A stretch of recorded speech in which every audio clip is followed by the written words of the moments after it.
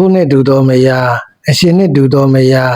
ဤမယားသုံးယောက်တို့သည်တေလင်ငယ်သို့ကြောက်ရောက်ကြရ၏မြတ်စွာဘုရားသည်ဇေတဝန်ကျောင်းတော်၌သရင်သုံးတော်မူစဉ်နာရပင်တထေးကြီးရွှေမဖြစ်သောသူဇာတာက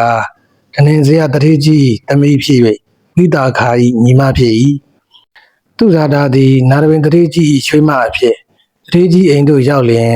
ငါသည်ဆွေကြီးမျိုးကြီး၏သမီးဖြစ်သည်ဟုအလွန်မာနကြီးလေ၏လင်ဝေါ့ရောက်ကမဝေါ့များကိုပြုလိမ့်မရှိအိမ်သူအိမ်သားတို့ကိုကျိမ်းမောင်း၏ရိုက်နှက်၏တနေ့၌မြတ်စွာဘုရားသည်နာရပင်တထေးကြီးအိမ်သို့ရဟန်း900နှင့်ကြွလာ၏တထေးကြီးသည်မြတ်စွာဘုရားထံတရားနာနေစဉ်သူဇာတာသည်အိမ်သားတို့အားစူးစူးညံညံကျိမ်းမောင်းနေ၏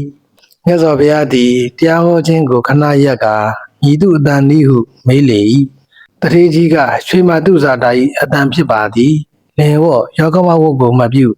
အိမ်ရှိလူကုန်နှင့်အမြဲတမ်းကျိမ်းမောင်းရန်ဖြစ်နေပါသည်ဟုလျှောက်ထားလေ၏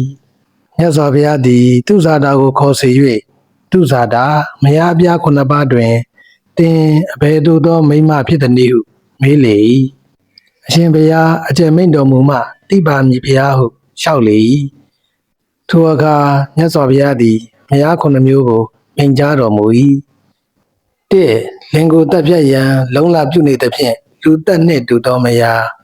2လင်ဤပစ္စည်းကိုခိုးသဖြင့်တခိုးနှင့်တူသောမယား3လင်ကိုနိုင်ယူတတ်သဖြင့်အရှင်နှင့်တူသောမယား4လင်ကိုမိခင်ကဲ့သို့စောင့်ရှောက်တတ်သဖြင့်အမိနှင့်တူသောမယား5လင်ကိုနှမကဲ့သို့ယူသေးသဖြင့်နှမနှင့်တူသောမယား6လင်ကိုဆွေခင်ပွန်းကဲ့သို့ရှစ်ခင်သဖြင့်ဆွေခင်ပွန်းနှင့်တူသောမယား9လင်၏အလိုတို့အမြဲလိုက်ပြီးလင်ဝေယဝစားတို့ကိုဆောင်ရွက်ပြီးတတ်သောကြောင့်ကျုံမနှင့်တူသောမယားဟု၍မယား9ယောက်ရှိသည်ထို9ယောက်တို့တွင်လူတက်နှင့်တူသောမယားတကုနှင့်တူသောမယားအရှင်နှင့်တူသောမယားဤမယား3ယောက်တို့သည်တေလင်ငယ်သို့ကြောက်ရောက်ကြရ၏ကျန်မယား4ယောက်တို့သည်နေမာနတတိနတ်ပြည်သို့ရောက်ကြ၏ဟုမိန့်တော်မူ၏ဤသို့ဟောတော်မူစဉ်ပင်သူဇာတာသည်သောတာပတိဖို့၌တည်လေ၏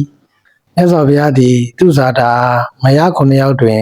အဘယ်မယားနည်းဟုမေးတော်မူ၏သူဇာတာကကျွန်းနှင့်တူသောမယားပါဘုရားဟုလျှောက်ထားလေ၏မြတ်စွာဘုရားသည်စွမ်းပုံပေးပြီးဇေတဝန်ကျောင်းသို့ကြွတော်မူလေ၏တရားသဘင်ဝယ်ယဟန်တို့ကမြတ်စွာဘုရားသည်သူဇာတာတစ်ချိန်တည်းဆုံးမယုံနှင့်သောတာပတိဖို့၌တည်စေကုန်၏ဟုပြောကြားနေကြရာမြတ်စွာဘုရားဤတော်မူ၍ရှေးကလည်းတစ်ချိန်တည်းပင်ဆုံးမခဲ့ဘူးပြီဟုမိန့်တော်မူပြီးအတိတ်ဇာကြောင်းကိုဟောကြားတော်မူလေ၏ရှေးခါကဗာရာဏသီပြည်ဗြဟ္မဏမင်းကြီးစိုးစံစဉ်ဘုရားလောင်းသည်ဗြဟ္မဏမင်းဖြစ်လေ၏မေတော်မီဘုရားကြီးသည်ကြမ်းကြုတ်၏ဒေါသကြီး၏မင်းကြီးသည်မေတော်ကိုအဆုံးမပေးနိုင်ရန်အခွင့်ကိုရှာကြံလျက်နေ၏တနေ့တွင်ဘုရားလောင်းဗြဟ္မဏမင်းသည်ဥယျာဉ်ကစားသွားရာမေတော်လဲပါလာ၏လမ်းတွင်တီတီတို့ငှက်သည်စူးစူးချာချာအော်၏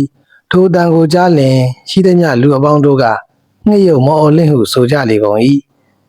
တီတီတို့ငှက်ဟုသည်အရခေါ်တစ်တီတူဖြစ်သည်ထပ်တလဲလဲကျဲလောင်ဆူချစွာအော်မိသဖြင့်လူတို့သည်သူ့အတန်ကိုမုန်းကြ၏ကြောက်စရာကောင်းသည်ဟုထင်ကြ၏ဥယျာဉ်တော်သို့ရောက်လျင်ပွင့်ဘူးစုံလင်သောဤငင်းပင်ပေါ်မှအိုးဟောငှက်သည်တာယာသောအတန်ဖြင့်မြည်၏လူတို့ကတာယာလိုက်တာမြည်ပါအောင်ဟုအင်းချင်းပင်ပေါ်သို့မော့ကြည့်ကပြောဆိုကြလေ၏